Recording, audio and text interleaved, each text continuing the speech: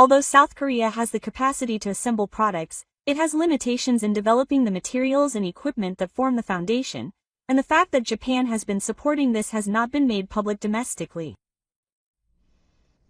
Hello, the South Korean economy is quietly but surely beginning to collapse. Its pride is no longer limited to a few areas but has spread to the entire country, from currency, stocks, diplomacy, and even people's lives. Please watch until the end to find out how far South Korea, which was once called the miracle of Asia, has fallen. If I had to sum up the current state of the South Korean economy in one word, it would be that it is a country that cannot stand on its own 2 feet. First and foremost, the most symbolic problem is the instability of the South Korean currency. Currency is one of the most straightforward indicators of a country's credibility, but as of 2025, the South Korean currency has lost much of its credibility. There are several reasons why currencies become unstable, but in the case of South Korea, the reality is that investors are beginning to avoid warm assets, viewing them as a risk. In particular, the exchange rate is prone to large fluctuations, and the South Korean currency has become known as an unstable currency even in overseas markets. The stock market is the one that is most affected by this currency instability. The South Korean stock market, especially the Kospi, is dependent on investors who are prone to bet against the market, but when the market falls, foreign investors tend to withdraw their funds en masse. As a result, stock prices fall, making it difficult for companies to raise funds, and a vicious cycle ensues. South Korea also has the problem of being overconfident despite its fragile industrial base. In reality, major industries such as automobiles, reaction vehicles, and railway tracks actually rely on imports from other countries, especially Japan, for many of their components. The fact that South Korea claimed to be an advanced country without having sufficiently developed its own technology and materials is now coming back to haunt it in a major way. The same problem is clearly evident in currency swap agreements. A swap agreement is a mechanism that allows currencies to be exchanged with other countries in times of crisis, and is also a basis for international trust. South Korea once had this agreement with Japan, but it ended in 2015 due to repeated political troubles and a half-hearted attitude. Since then, Japan has not responded to requests to resume it, and continues to treat South Korea as an untrustworthy partner. What Japan finds particularly problematic is the attitude South Korea showed after the agreement ended. Far from expressing gratitude, they showed an arrogant attitude, as if they could do it on their own, and then a few years later they turned around and begged for a reunion. Japan was left with a strong impression that they had been humiliated, and they have now decided not to repeat the same apology. The reported international spiritual failure will not only affect the economy, but also diplomacy and security. Cooperation with other countries is essential for the stability of the currency and stock market, and South Korea is currently moving away from that line of cooperation. The South Korean government explains this unstable situation as a temporary phenomenon, but no evidence has been provided to support this, and public anxiety is growing with each passing day. There has been an increase in posts on social media suggesting that people should convert their deposits into cash, suggesting that there is a growing sense of suspicion among financial institutions. An even more problematic issue is that the South Korean economy is losing its ability to recover on its own. For example, support for venture companies and startups in South Korea is decreasing, and the environment remains one in which new industries cannot develop. No matter how many growth strategies are announced in the future, the reality is that it will be difficult to bridge the gap with reality. As South Korea's dependence on other countries increases, its relations with the United States and China, on which it has relied, are becoming unstable. Since the Sadha issue, China has been subject to economic retaliation, which has caused serious damage to the tourism, logistics, and cultural industries. On the other hand, South Korea has distanced itself from the United States due to its diplomatic stance in recent years, and trust in it as an ally is gradually being shaken. In other words, South Korea is becoming a country that cannot stand on its own, both economically and diplomatically. Moreover, before it realizes this fact, its pride has taken over, and time has passed without it being able to face the real problem. The fact that South Korea, which was once told to learn from Japan, is now unable to even notice its own failures, is perhaps its greatest danger. In this way, the South Korean economy is beginning to show signs of collapse in all aspects, including currency, stocks, credit, and diplomacy. The reality of this has progressed to the point where no one can ignore it. When discussing the fragility of the South Korean economy, it is impossible not to look back at history. In particular, the Asian transit flight in 1997 was an event that shook the foundations of South Korea's economy. The situation escalated to the point where major corporations went bankrupt one after another due to the aggressive currency exchange and financial schemes, and the country itself had to request support from the IMF, a humiliating situation.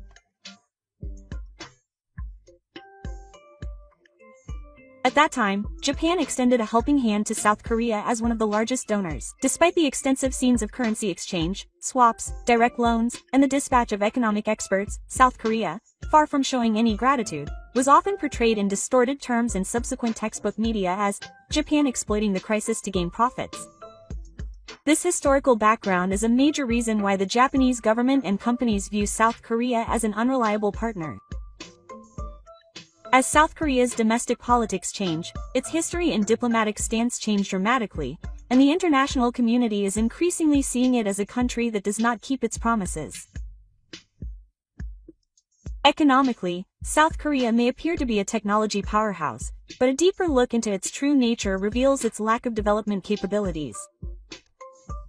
A typical example is the fact that South Korea relies on Japan for the majority of the materials and equipment essential for manufacturing reactionaries. In 2019, the Japanese government implemented measures to strengthen export controls to South Korea due to security concerns. The three items targeted were photoresistive, chlorofluorocarbon, and chlorofluorocarbon polyimide. All of these are extremely important materials for the manufacture of reaction devices, and the incident sent a huge shock through the Korean industrial sector at the time. For example, chlorofluorocarbon polyimide is used in the manufacturing of smartphones and air displays, and its precise quality control and manufacturing technology are areas where Japan can claim to have prior patents. Japanese companies account for 80% of the world's production, and Korean companies had not yet achieved a similar level of domestic production. The Korean government immediately announced a declaration to de-domesticate production and increased subsidies to domestic companies to expedite development. However, more than 5 years later, Korea still lags far behind Japan in terms of quality and stable supply, and the side effects of increased costs and decreased production efficiency are more noticeable. In other words, Korea's reaction device industry is not as strong as it used to be. Although it excels in some areas of design and manufacturing, it is still heavily dependent on Japan for the materials, equipment, and precision technology that support its fundamentals, and the structure in which if Japan stops, Korea stops too has not changed to this day. In fact, when export controls were implemented, South Korea's leading reactionary companies, such as Samsung and SK Hynix, were put in a very precarious situation, holding on to stockpiles until imports from Japan resumed in order to avoid stopping their production lines. It is said that if these materials had completely stopped coming in, the factories would have come to a halt in a matter of weeks. At that time, South Korean public opinion and the media were furious, shouting about a campaign to ban Japanese products and the success of domestic production, reporting it as if it were a victory for their country. However, in reality, they were making ends meet by resorting to a bartering approach, such as continuing production even by urgently importing foreign products from other companies overseas. As a result, there were reports that product quality varied, and that customer complaints and returns increased. There were also reports that some Samsung smartphone models had screen display problems and touch sensor malfunctions, and that this led to a decline in reliability. In this way, although South Korea has the ability to assemble products, it has limitations in its ability to develop the materials and equipment that form the basis of these products, and it has not made much public knowledge domestically about the fact that Japan was the one supporting this. Even more serious is that despite recognizing this reality, South Korea has turned it into a domestic political issue and used it as a diplomatic card. Without fear of worsening relations with Japan, politicians continue to play with their emotions in order to gain domestic market share, and as a result of prioritizing emotional responses over economic rationality, South Korea has gradually lost trust in the international community. If materials and parts are not available, factories will not operate no matter how much state-of-the-art equipment and personnel are available. Furthermore, the fact that South Korea has treated Japan, a country that has helped it in the past, as an opponent that is only being used for political purposes has resulted in the loss of long-term trust. In the future, global reactionary competition will become increasingly fierce, and each country will aim for technology. In such an era, it will be extremely difficult to survive on technology alone without restoring trust with Japan. In particular, South Korea is far ahead of Japan, the United States, and Taiwan in terms of precision control and the development of new materials at the nominal level. Now is the time for South Korea to face reality rather than pride. No matter how much it calls itself a domestic producer, if the underlying technology is not developed, it will be nothing more than a giant act of self-reliance. And it must be said that the price of alienating the country that was supposed to support it with their own hands was too high. The instability of the Korean economy is not limited to currency and reactionary issues. The most serious problem is the collapse of households, which is directly linked to the lives of ordinary citizens. In other words, each and every citizen is already feeling the economic crisis. First, there is the issue of household debt. South Korea currently has the world's worst youth household debt in terms of GDP. According to statistics from the Bank of Korea, total household debt in the first half of 2025 exceeded 1,900 trillion yen, a level that is well over 100% of GDP. This means that the population is living in debt equal to the size of the country's entire economy. The debt mainly consists of housing loans for real estate purchases, credit cards, cash advances, and even borrowing from consumer finance companies. In South Korea, it has become common for young people to take out home loans as soon as they get a job, and it is not uncommon for them to have major debts even in their 20s. Behind this is the existence of the real estate bubble. In particular, in the capital Seoul, apartment prices continue to skyrocket to the point where they can be described as abnormal, with properties exceeding 1 billion yen per unit continuing to be sold. Despite the price range being completely out of reach for the average citizen's annual income, the anxiety that if they don't buy, they will have to live in rent for the rest of their lives is leading to even more impulsive purchases. The government has been promoting housing policies such as expanding supply and controlling prices, but the effects have been limited, and in fact, the backlash from the tightening of regulations has had the opposite effect, with second-hand prices skyrocketing even further. The housing market in Korea is no longer within the reach of the average citizen, and has instead become an investment target for the poor. Adding to the problem is the rise in interest rates. The Bank of Korea has been raising the policy interest rate to curb inflation, and by 2025 the benchmark interest rate is expected to exceed 4%. Naturally, if interest rates rise, the amount of mortgage repayments will also increase. In Korea, where many households have variable rate loans rather than fixed rate loans, the monthly repayment burden is increasing, and many people are on the verge of bankruptcy. People who buy a house by borrowing money can't make ends meet because of the interest rates. This is not an isolated case in modern Korea, but a very common reality. In particular, for families raising children or those working for small and medium-sized enterprises, the combination of high education and medical expenses has made it commonplace to use credit cards to cover monthly living expenses. Despite this, the government's response has been poor. There is no clear vision for income support or price control measures, and the government's attitude is conspicuously limited to asking citizens to work hard. The unemployment rate among young people is also rising, and an increasing number of people feel that they live in a society where work is not rewarded. As this economic anxiety grows, it is only natural that people will try to find hope in the outside world. In other words, there is growing interest in emigration and employment overseas. The desire to escape to countries such as the United States, Canada, Australia, and Japan is growing, especially among highly educated people and young people. However, the reality here is harsh. As more countries review their immigration policies, visa requirements for Koreans are becoming stricter every year, and the contradiction of wanting to leave but not being able to is causing growing resentment within the country. Furthermore, South Korea's foreign policy, or so-called public diplomacy, is also taking aim at the economic instability. South Korea moves back and forth between the two superpowers, the US and China, trying to please both. It is seen as a country that neither trusts. The strain on its relationship with the US is particularly serious. In recent US summits, the US side has been increasingly demanding concrete action and a show of sincerity, and the ambiguity of its stance has become a problem. In the military sphere, conflicts continue over the issue of financial and military contributions to the US and the middle class, raising concerns that the alliance could become disjointed.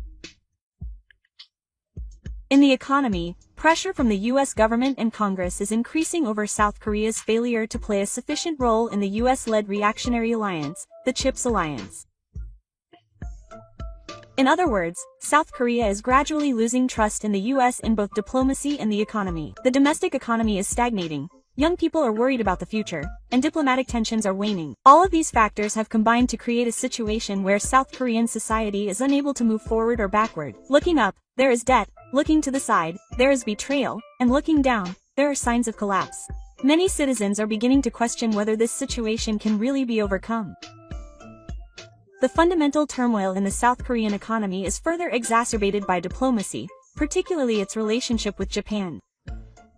Historical issues and economic issues cannot be separated, and spur-of-the-moment remarks and responses have significantly damaged the trust of the international community. A symbolic event was the Japan-South Korea dispute over the comfort women issue in 2015. The agreement negotiated between then Prime Minister Shinzo Abe and then President Suga clearly stated that the issue had been resolved finally and irreversibly, and the Japanese government contributed 1 billion yen to a foundation established by the South Korean government. This statement was highly praised by South Korean society, and countries that were influenced by the United States welcomed it as the starting point for a forward-thinking Japan-South Korea relationship. However, when President Moon Jae-in took office due to the cosmetic change, the South Korean side unilaterally announced the reconstruction of the agreement and effectively dissolved the foundation. This situation was equivalent to turning a blind eye to the formal agreement reached by state officials, completely losing its international standing. The perception that any promises made to South Korea were meaningless has spread not only in Japan but around the world. And this negative image has not yet been dispelled, and Japanese companies and investors have become extremely cautious about doing business with South Korea. The contradictory stance of politically advocating for a 50-year reign while economically relying on Japanese technology and capital is the very foundation of the two-faced diplomacy. Criticizing Japan to gain market share while bowing to Japan and seeking support. This repeated inconsistency has led to doubts about South Korea's credibility not only in Japan but also in the United States and European countries. Adding to the government's unstable stance is the media environment in South Korea. In the past, South Korea was said to have maintained relatively high freedom of the press, but this has changed dramatically in the past few years. It has been reported that strong pressure is being applied to criticize the government across all media, including newspapers, television, and the internet, and that freedom of speech is becoming more prevalent. In particular, media that do not follow the ruling party's transition are being subjected to indirect suppression in the form of pressure from reporters and tax investigations, leading to a fierce response of self-restraint and favoritism. As a result, viewers are becoming increasingly anxious about which information to trust, and trust in the media as a whole is plummeting. The situation is the same on the internet. There are increasing cases of citizens who post criticism of the government on social media being sued for defamation or other offenses, and self-censorship is also increasing even on bulletin boards that are highly anonymous. This means the collapse of free speech space and is a situation that shakes the very foundations of democracy. The ultimate commandment for information manipulation is that the news is reported in a simplistic format, with Japan equals evil and China equals good. Even though the IAEA has acknowledged the safety of the release of treated water from the Fukushima nuclear power plant and is being supported internationally, the South Korean media continues to describe it as a dive and continues to report in a way that stirs up public sentiment. On the other hand, there is almost no coverage of the management of radioactive materials at nuclear power plants and rivers in the area. This kind of reporting that only shows what people want to see biases the public's knowledge and prevents them from gaining accurate understanding that should be shared with other countries. In recent years, there have also been cases where news programs in South Korea have broadcast content criticizing specific countries without verifying the facts, leading to international issues. In one case, the Japanese government formally took action after a news program intentionally distorted the remarks of a Japanese politician and used a self-destructive commentary. In this way, the South Korean media has become too accommodating to the transition of government and has lost sight of its original mission of reporting the facts. It is now a society where you have to question the intentions behind the information no matter which newspaper you read or which news you watch. That is the reality of South Korea today. In such a situation, the people cannot know the truth and cannot make the right judgment. And when public opinion is formed based on incorrect information, government policies also proceed in the wrong direction, further deepening economic and diplomatic chaos, creating a vicious cycle. A media that does not convey the truth, a government that has lost trust, and a divided society. These three factors have combined to cause South Korea to face a collapse of trust. Amidst the ongoing economic uncertainty and social stagnation in South Korea, many South Koreans are now considering finding a way out abroad. Interest in emigrating, studying abroad, and finding employment locally is growing, especially among younger generations and those with higher education. In the past, the order was to go abroad if you succeeded in South Korea, but now the idea has reversed and people are thinking of going abroad because they cannot succeed in South Korea. Among these emigration destinations, Australia has attracted particular attention. Australia has become an extremely popular emigration destination for South Koreans because it has a good climate, is English-speaking, and is geographically close to Asia. The work visa for skilled workers that is sought after is considered the ideal ticket among South Koreans, and many young people have been sacredly pursuing it. However, in 2018, the Australian government abolished the 457 visa system. Behind this was the practice of fraudulent activities in which people temporarily assumed jobs with the aim of obtaining a visa, but in reality intended to immigrate to the country. As employment and security issues became apparent in Australia, strict scrutiny began to be taken of the system's abuse. The abolition of the 457 visa created a major obstacle for Koreans wishing to immigrate. As a result, Japan became the next country to attract attention. Japan is considered to be intellectually and culturally close, and is highly regarded for its economic size and safety. However, issues concerning Koreans in Japan, particularly Korean-style households, have become a serious problem. This is the issue of illegal receipt of welfare benefits. People of Korean descent, known as Zainichi Koreans, have been living in Japan for many years, and many of these households receive welfare benefits. Of course, support is necessary for those who are truly in need. However, in recent years, there have been many reports of some Korean households clearly abusing the system, such as hiding assets to receive benefits, immunizing relatives, and even illegal benefits received by members of organized crime groups. In some areas, such as Osaka and Kawasaki, the rate of foreign households receiving welfare is higher than that of Japanese people, and public dissatisfaction is growing among the public as to why tax money is being used to support people from other countries. In particular, an increasing number of Japanese people are becoming uncomfortable with the fact that the Korean government and some groups in Japan are not showing gratitude for the support that Japan has provided in the past, but are instead taking a more half-hearted stance. As a result, the feeling that support will be returned in kind has become deeply ingrained in Japanese society, and voices such as the review of welfare benefits for foreigners and the illusion of a new residency status have begun to be raised in the political arena. There have also been reports of some Koreans working in Japan entering the country on work visas but actually engaging in adult entertainment or illegal activities, and in some cases the Korean National Security and Administrative Bureau has taken action. Although these are extremely rare cases, they are also contributing to the overall impression of the country. On the other hand, there is a deep-rooted misconception in South Korea that people can earn money by going to Japan and that they will be welcomed because Japan is short of one person, and many people see working or moving to Japan as a temporary form of refuge. However, in reality, there is competition for employment opportunities, language and cultural barriers, and many Koreans are living lives far from their ideals. Furthermore, due to the aging of Japanese society and the increasing financial burden, there is a gradual movement to restrict social security for foreigners, and for Koreans, Japan no longer functions as a refuge as it once did.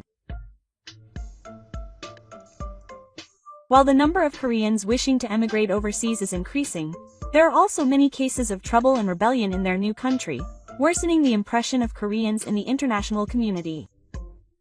Koreans, who were once regarded as friendly, polite, and mature, are now seen as half-hearted and only asserting their rights. Behind this situation is a culture of one-sided self-politicalization by the educational media in Korea. The idea that we are victims and that the world should support us has become so deeply ingrained that efforts to build relationships of trust and cooperation with other countries have been put on the back burner. In order for Koreans to live overseas in Japan in the future, they will first need to face their own country's issues head-on and carefully reconsider the trust they have with other countries. The same is true in Japan, and we have entered an era where the attitude of only tolerating Japan when it is convenient will no longer work.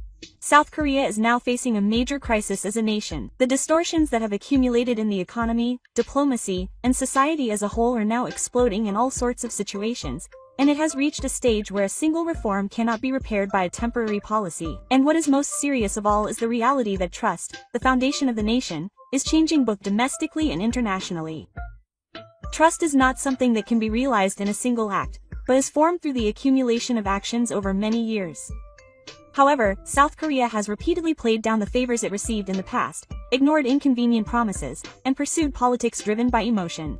As a result, the international community has come to regard South Korea as a country that is difficult to deal with even if it makes promises to Japan. Relations with Japan are a prime example of this. As a result of this repeated attitude of bowing down and asking for cooperation only when the country is in economic trouble, and then returning to criticizing and insulting it once it has recovered to some extent, the opinion that Japan should distance itself from South Korea is now becoming mainstream even among Japanese politicians and companies. In addition, South Korea's relations with its allies such as the United States and Australia, as well as with ASEAN countries, are also facing similar problems. South Korea's diplomatic stance is inconsistent, and while it makes strong statements domestically, it adopts a compromising attitude domestically, which prevents it from gaining credibility. As long as it is perceived as making impromptu statements that are inconsistent with its public image, no agreements or investments will flow through. Even more serious is the fact that it has lost domestic trust. It is impossible to trust the government's announcements. The media is also unreliable. Even the temporary staff is suspicious. In such a society, people cannot feel secure. And this anxiety will have a cascading effect on the entire economy, including stagnant consumption, low birth rates, and limited work motivation. So, is South Korea destined to continue on the path of decline? Not necessarily. There is still a way forward. That is the path of building trust from scratch. By acknowledging past mistakes, continuing to act sincerely, and carefully upholding promises made to the international community. That is the only way to regain trust. The first step in rebuilding trust is to stop making empty remorse. Up until now, even when South Korea has admitted its own fault, it has quickly shifted the blame to other countries, saying that Japan is at fault or the US is. This will not lead to a genuine apology or genuine improvement. Another important thing is for each and every citizen to face the situation squarely and take responsible action. If we simply blame the government or the conglomerates, nothing will change. We need to take action to foster trust at all levels, including education, business, and daily life. For example, if we truly intend to apologize to Japan, we need to face not only historical issues but also current issues, such as the stockout movement, half-day education, and treaty violations. Only by abiding by international rules and showing an attitude of respect for agreements and treaties can we achieve international rapprochement and technology provision. Furthermore, within South Korea, we need to restore transparency in the media and strengthen the government's monitoring system. If the press falls under the government's control, the public will not be able to obtain any correct information, and there is no future for a society that makes decisions based on incorrect information. Regaining trust is not easy. Rather, it will be daunting to deny the self-serving culture that we have become accustomed to and to rebuild from scratch. However, unless it chooses that path, South Korea will remain isolated in the world and will slowly sink economically and socially. Even at this very moment, South Korea is being forced to make a choice. The question may already be in the minds of its people as to whether to make a fresh start as a new nation based on trust, or to repeat the same disastrous patterns of the past and resign itself to a gradual decline. What did you think? Love for South Korea has lost sight of the path of not trusting. However, there is still a chance to recover. Small attitudes and diligence. These are the keys to a nation's future. A country without trust will not prosper. That is why change is needed. Please let me know your opinions and thoughts in the comments. Thank you for watching until the end. See you in the next video. International currency is built on trust built over many years. It is still fresh in our memory that an agreement bought in the past was unilaterally used for political purposes.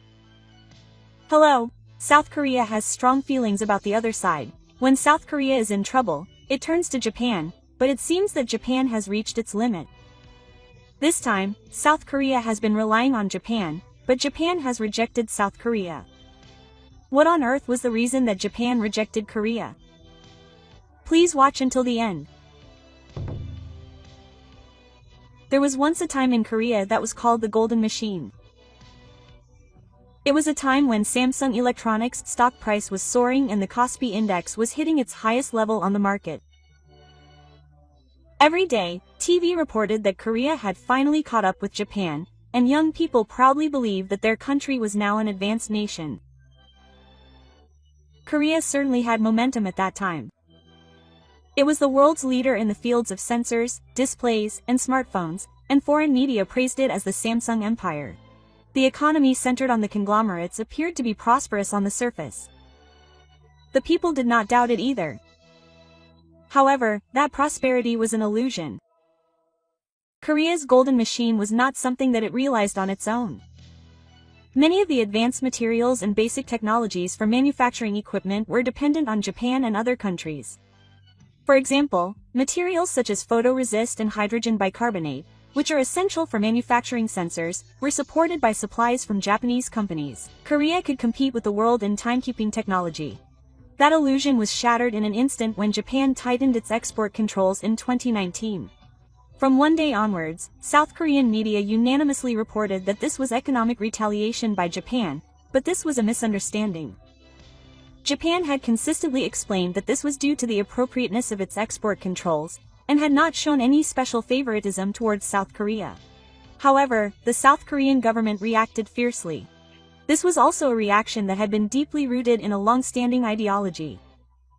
The pride of the people, who had believed that they had surpassed Japan, was shattered.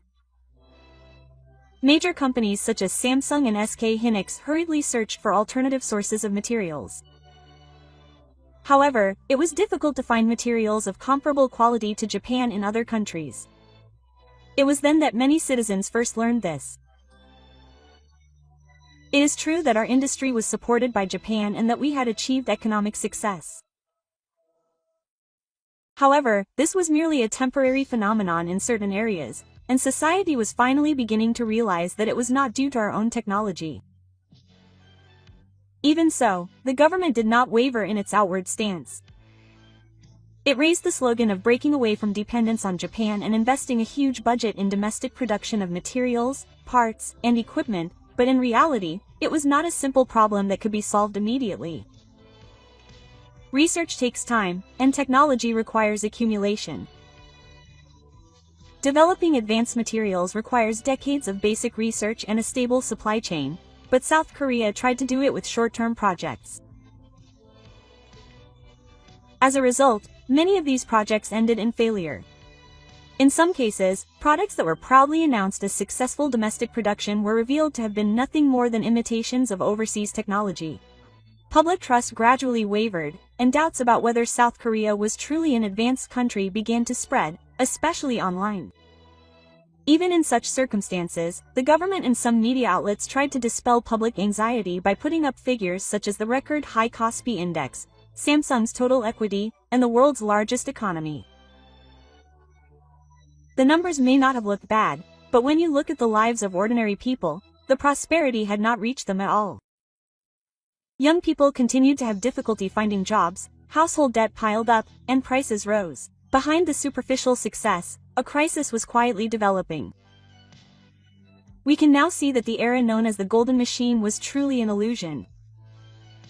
But at the time, everyone was dreaming to be better than China, which had caught up with the United States, which had defeated Japan. But the South Korean economy began to go awry. When did the gears of the Korean economy start to quietly go out of whack? On the surface, Korea was still a developed country with many earthquakes. However, behind the scenes, the yen was gradually depreciating. The yen depreciated against all major currencies, and by 2025 it had finally reached the 1,500 mark per dollar level. This was the highest level since the global financial crisis in 2008. At first, people didn't care much. A weak yen would benefit exports. Such optimism was repeatedly expressed by the government and the media, and ordinary citizens believed that things would eventually return to normal. However, the reality was different. If the yen depreciates for a long time, import prices will rise. Korea currently relies on overseas sources for much of its energy. If the yen becomes cheaper against the dollar, it was only natural that gasoline and electricity prices would skyrocket. If prices rise, household budgets will be hit hard. The middle class and the younger generation were particularly affected. Prices rise while salaries do not. They can't pay their rent, their loans are heavy. They don't know what they are working for. Social media began to flood with posts that sounded like cries of distress. South Korea's household debt exceeds approximately 100% of GDP, an extremely high level even by global standards. Young people in particular were burdened with mortgages, scholarships, and credit card debts as soon as they started working, and were in a situation where even a slight interest rate hike or currency fluctuation could ruin their lives. In the spring of 2025, rising prices and the devaluation of the currency came under scrutiny, and the government even raised electricity and public transportation fees. While claiming to be considerate of the lives of the poor, the burden ended up being passed on to the people. Meanwhile, large corporations and conglomerates were profiting from dollar-denominated exports. In other words, the benefits of the devaluation of the currency were concentrated on the poor and large corporations, while ordinary people were left with only rising prices and anxiety. At the local supermarket, a carton of eggs, which used to cost 3,000 yen, now costs 5,000 yen, and milk has also gone up in price by nearly 30%. Buses, electricity, and internet fares have all gone up. And yet salaries have either stayed the same or gone down. There's no way they can live like this. A middle-aged taxi driver lamented, "We've become an advanced country. Don't make me laugh. We are not citizens of a developed country. We are simply outside the developed world." The South Korean government became anxious about this situation and rolled out financial support measures and subsidies. However, these were only temporary measures. To begin with, the country itself was burdened with 30% of debt from households and government-run companies, and there was only so much money available to move. Behind the yen's depreciation is the decline in trust in South Korea as a country. Investors are sensitive. If there is even the slightest element of instability, funds will flee in an instant. In 2019, a large amount of foreign investor funds flowed out of the South Korean market. The Kospi index rose sharply, and Samsung Electronics' stock price plummeted in tandem. The IMF's efforts to maximize its efforts to respond to the crisis have finally begun to come to light. The IMF crisis in 1997. At that time, South Korea was swept up in the wave of Asian financial crises, and both its currency and stock prices plummeted. Ultimately, it was forced to make the difficult choice of even giving up part of its national exams in order to receive support from the IMF. The memory of this still lives on as a trauma in South Korean society. For the generation that remembers that time, the current situation seems very similar to that time. A weak currency is not just an economic phenomenon. It means the country is losing credibility. We may be being tested once again. Such voices are gradually being heard from new sectors of society. Despite this, politicians are shifting the blame onto the people and calling for a patriotic spirit that is lacking in consumption. This is misguided, irresponsible, and above all, anachronistic. The root of the crisis is not money but credibility, and what has lost credibility is the state of the nation. As the South Korean economy falters, its underlying international credibility has been further damaged by diplomatic meditation. Originally, the economy and diplomacy are one and the same, especially for a country like South Korea, which is poor in resources and relies on foreign trade. Relationships with other countries are a lifeline for the country. However, South Korea has loosened that lifeline with its own hands. The symbol of this is the intermediary. South Korea has been strengthening its economic ties with China for decades. China accounts for more than 25% of its exports, and the tourism industry relies on Chinese tribute, so the illusion that South Korea is safe as long as its relations with China are good prevailed. However, the Chinese economy began to slow down rapidly from 2024 onwards. The collapse of the real estate bubble, the increase in the labor force participation rate, social unrest in the past few years, and the internal contradictions of the government's tax collectorate were exposed, and China's economic power visibly weakened. As a result, China's economic growth rate plummeted, and tourism and logistics suffered a major blow. At this point, it should have taken steps to improve its economy and diversify risks. However, South Korea instead continued to take a stance of increasing its dependence on China. Meanwhile, relations with the United States cooled. Particularly problematic was its ambiguous attitude towards the Third Reich. While embarking on military cooperation with the United States, South Korea's talk of maternity policy, looking to China's reaction, caused strong suspicion in Washington. South Korea was always on the fence. Furthermore, emotional responses continued in Japan-South Korea relations. After Japan strengthened its export controls in 2019, South Korea went so far as to criticize Japan as an economically aggressive nation. The No Japan movement spread domestically, and Japanese products were unsold and companies were harassed. However, behind the scenes, the South Korean government had quietly begun to seek cooperation from Japan. The reactionary material supply, technology, and even the worst of the currency swap agreements were clogged with export controls. Once so strong, South Korea turned to Japan only when it was in trouble. From the perspective of the international community, this was pure opportunism. A European diplomat said it was effective. Why would South Korea use a country that had supported them? And why would they approach it with a smile only when they needed it? This cannot be called a relationship of trust. In fact, Japan's response was calm throughout. It maintained its position of respecting international opinion, believing that the issue had already been resolved. When China and South Korea suddenly proposed to consider resuming the Japan-South Korea currency swap agreement, the government took a cautious stance. That was only natural. In 2015, Japan and South Korea had agreed in writing to reach a final and abrupt resolution to the comfort women issue, but no one had forgotten that South Korea had taken unilateral and almost hegemonic actions a few years later. In the world of diplomacy, negotiations with a country that does not keep its promises are considered extremely risky. No matter how tough the economy is, other countries will not lend a helping hand if they do not have trust. Even if you hate Japan, you still want help. That won't work. Even in South Korea, young people began to notice these contradictions. Why do we spend half the day shouting and relying on Japan? What this country says and what it does are so different, but the government dismissed those voices as the new Japan. Diplomacy became increasingly isolated, and economic credibility was further lost. And in the fall of 2025, it was reported that foreign exchange reserves had decreased significantly. This included many assets that were actually difficult to liquidate, and the reality was closer to what it appeared. International rating agencies have also begun to give South Korea a warning level. A lower credit rating means a withdrawal from the international community. Losing credibility doesn't just mean a bad image. It is a notorious phenomenon for a country where no one will lend money or help. South Korea may have unknowingly lost the diplomatic credibility that forms the foundation of its economy. And the price it paid for this was much greater than expected.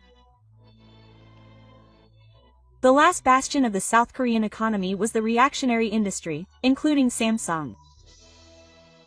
The phrase, "world's #1 memory reaction team," was used in the South Korean government's diplomacy a few years later. However, in reality, it was not as weak as expected.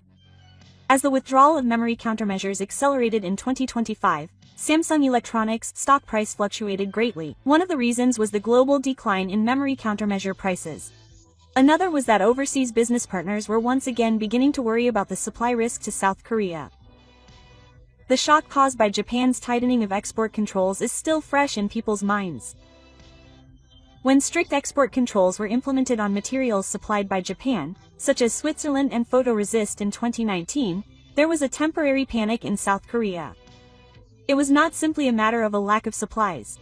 To begin with, Japanese technology is indispensable for the manufacture of advanced memory countermeasures around the world, and its systems and stability are at a level that no other country can imitate. Major South Korean companies were well aware of this. However, politically, it was necessary to strongly reject dependence on Japan. As a result, there were repeated reports in the country about the success of domestic production, but in reality, it was almost impossible to reduce dependence on Japan to zero. Because Japan's presence in the fields of materials and equipment was more than just numbers, it was a trustworthy and experienced asset that could never be measured in trillions of yen. For example, the ultra-precision lenses for photomasks that Japanese companies had been refining for over 30 years. These alone were the heart of Samsung's cutting-edge chips. And in 2025, at the same time as the global shortage of reactionary materials, South Korea once again ran into problems with a shortage of materials. Some of the production lines that had been outsourced to China stopped, disrupting the supply chain. After all, South Korea has difficulty in maintaining a stable supply. It still relies on Japan for both technology and materials. Such an assessment once again spread around the world. At this time, foreign investors sold off Samsung shares en masse. The stock price fell day after day, and the Kospi index began to collapse in tandem. The reactionary empire that had been the symbol of the South Korean economy was facing a situation where it would be shaken to its core. Meanwhile, the government continued to release foreign reserves to defend its currency, but that was reaching its limit. Because as the shortages left, the South Korean currency was becoming a currency that no one could change. The minimum for a currency swap agreement. It was also around this time that the South Korean government began to approach Japan rapidly. In order to bring back foreign currency, Japan's backing was necessary.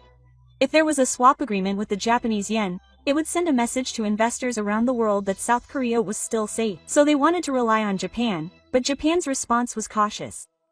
In the past, the Japan-South Korea currency swap agreement had been renewed many times. However, instead of being grateful, South Korea used it as political ammunition. "We don't need Japan's help. It's Japan's fault that we've had a currency crisis." Such words were often uttered by South Korean politicians. The memory of this remains clear in Japan today. A negative chain reaction of investor uncertainty, a decline in credit ratings, and a collapse in major stocks has engulfed the entire South Korean economy, and even the sound of a national default is becoming audible. The memory of the IMF's 2008 hazardous metal donation campaign is being talked about again among the South Korean people. At that time, citizens offered their own rings and gold necklaces to support the country's foreign reserves. People began to fear that this could happen again. However, things are different now. Unlike back then, the world is not so enthusiastic about South Korea's credit. Perhaps society as a whole has finally begun to realize that South Korea has chosen to be seen as a country that only approaches with a smile when in trouble, a nation that is swayed by its emotions. In the winter of 2025, South Korea once again attracted the attention of the world, but not as a model case of economic development as before, but as a new source of capital. The exchange rate finally broke through the 1,600 yen to the dollar mark. Although external reserves appeared to still be safe on the surface, they actually contained a large amount of real estate assets and SDRs that could not be immediately converted into cash, and investor confidence was reaching its limit. The South Korean government began to ask other countries to renew currency swap agreements. In particular, resuming swaps with Japan was given top priority. This was because the Japanese yen was the most trusted currency in Asia, and the fact that it could be directly exchanged with Japan was a last resort to shore up international credibility, but Japan's response was still cautious. In past currency swap agreements, South Korea has repeatedly prioritized criticism over gratitude. Japan is attempting to dominate the economy. There is no need to rely on Japanese currency. Such words were repeated by South Korean politicians and the media. It's not that Japan isn't afraid of being criticized for being a scapegoat for countries in trouble, But this time there was a clear message. International currency swaps are built on trust built over many years. The fact that agreements that Japan was forced to buy in the past were unilaterally used for political purposes is still fresh in our minds, as stated by a Japanese finance ministry official. No one will lend a helping hand to a country that has lost its trust. That's the rule of the international community. Meanwhile, other voices were beginning to be heard domestically. Young people, especially on social media, began to calmly analyze the reality. How long will they continue to use Japan as a pretext and turn a blind eye to their own failures? The economy won't recover based on half-hearted emotions. It's too convenient to help them now when they themselves failed to honor past agreements. These voices were sometimes labeled as New Japan or nationalist, as they once were, but the number of people who sympathized with their words was definitely increasing. A university student in his 20s wrote, "Our parents' generation was all about pride and didn't try to change anything. I think the root cause of the IMF crisis and the current currency instability is the same as the nation's withdrawal. Let's stop blaming others. This country needs the courage to face reality if it is to survive." The problem was not just the economy. Economic momentum is merely a result. Behind this were politics that prioritized emotions, an attitude that refused to learn from the past, and a social structure that ran away from inconvenient realities. Nearly 30 years after the IMF crisis in 1997, South Korea has been repeating the same apologies it made back then.